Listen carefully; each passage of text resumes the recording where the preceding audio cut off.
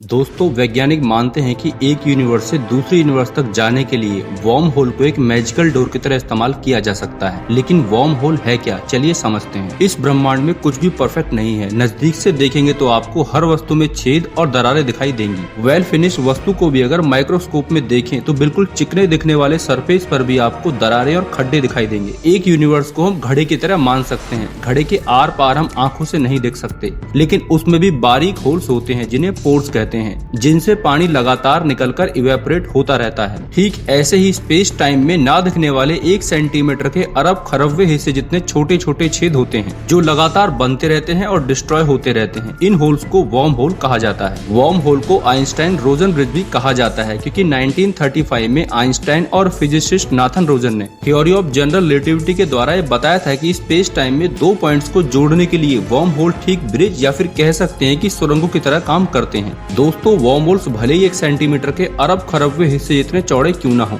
लेकिन फिर भी ये एक यूनिवर्स से दूसरी यूनिवर्स तक के करोड़ों अरबों किलोमीटर की दूरी को टनल की तरह आपस में जोड़ते हैं। इन्हें एक यूनिवर्स से दूसरी पैरेलल यूनिवर्स तक पहुंचने के लिए टेलीपोर्ट सिस्टम की तरह इस्तेमाल किया जा सकता है। वर्म होल से एक स्पेसक्राफ्ट के द्वारा यात्रा करने के लिए वर्म होल को एक्सपेंड करना पड़ेगा, जो कोई आसान काम नहीं है। लेकिन वैज्ञानिक मानते हैं कि सही टेक्नोलॉजी और नेगेटिव एनर्जी के द्वारा वर्म होल को इतना चौड़ा बनाया जा सकता है। नेगेटिव एनर्जी को स्पेस टाइम फैब्रिक को प्रोपेल करने के लिए इस्तेमाल किया जा सकता है। ना दिखने वाले टाइनी वर्म होल्स को एक्सपेंड करके ट्रेवल के लिए रेडी करने और ग्रेविटी के कारण ये फिर से बंद ना हो जाएं, इसीलिए नेगेटिव एनर्जी की जरूरत पड़ेगी। नेगेटिव एनर्जी ग्रेविटी के अपोजिट काम करेगी और वर्म होल को खोले रखेगी। आज भले ही वर्म होल को एनलार्ज और स्टेबलाइज रखने के लिए कोई टेक्नोलॉजी मौजूद ना हो, लेकिन हो सकता है कि आने वाली जनरेशंस इसे भविष्य में संभव बना पाएं। दोस्तों, वैज्ञानिक एक वर्म होल बनाकर पैरेलल यूनिवर्सेस तक जाने के सपने तो देखते हैं, लेकिन ये इतना भी आसान काम नहीं है। इसमें एक नहीं कई चैलेंजेस हैं। सबसे पहला चैलेंज है एक वर्म होल को इतना बड़ा बनाना कि इसमें से एक स्पेसक्राफ्ट गुजर सके। इस काम के लिए हमें उतनी ऊर्जा चाहिए जितनी सूरज 10 करोड़ सालों में पैदा करता है, जो कि असंभव है।